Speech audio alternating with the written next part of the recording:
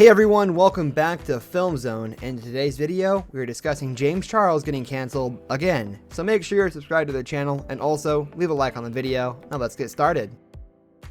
More people have started coming out about James Charles, and he finally spoke out and addressed the situation. Kind of. Things are escalating quickly. Another guy on TikTok came forward about his experience with talking to James Charles on Snapchat, of course. This new guy that's come forward says during the whole Bye Sister thing 2 years ago, he felt kinda bad for James and decided to reach out to him.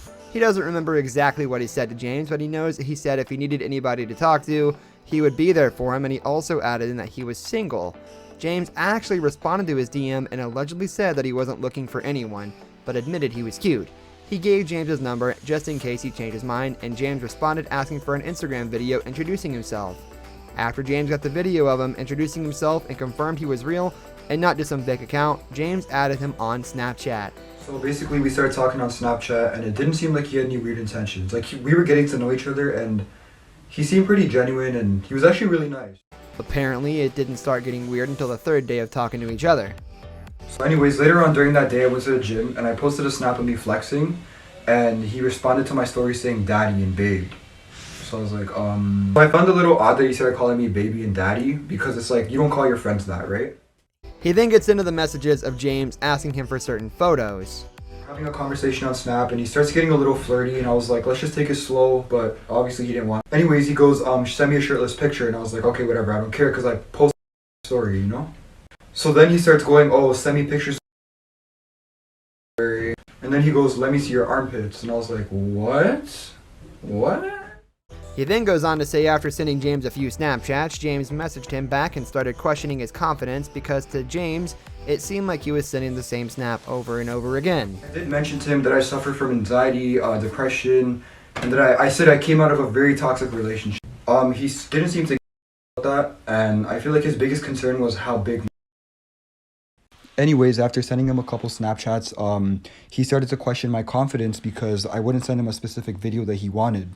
After feeling uncomfortable, I did tell him that I wasn't going to send it, and he started to question my confidence, which I find very, very disrespectful. Now here's where things start to go bad. The guy explains how he told James he couldn't give him the type of videos that he wanted to see because his family was home, but that didn't stop James from asking over and over again. They then moved their conversation to the phone, and the guy said James wasn't getting what he wanted, so he started getting an attitude with them and trying to manipulate him. They ended up hanging up the phone and going to bed, and the next day when he woke up and tried to message James, he realized James deleted him. They spent days talking, getting to know each other, and he says just because he couldn't send James the pictures he was demanding, he deleted him. Yes, at least the guy was older than the last one, but once again, it's the fact that he's having these kinds of relationships with people who are fans, especially over Snapchat. Like I said, we haven't heard James's side of the story, and he might never tell his side, so it's hard to get a full understanding. But from what this guy is saying, it just seems like a really inappropriate fan to influence a relationship. I did do my due diligence and I reached out to the guy that posted these TikTok videos just to get an official statement, and here's what he had to say.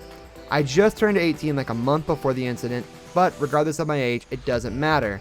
In all honesty, he messed with my emotions and questioned my confidence because I wouldn't show him certain pics. I used to watch his videos all the time, so I was really excited when him and I started talking. He started giving me attitude when I didn't do what he said, which made me feel bad. I have the original audio of the whole thing, and if you hear my voice, I literally sound like I'm gonna cry in it.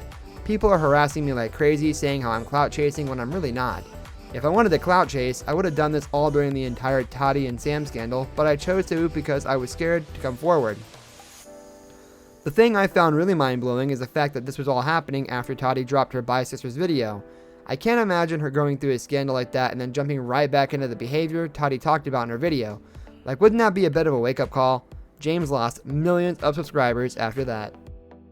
That's all the time we have for today's video, guys. Thank you for watching, and we'll see y'all next time.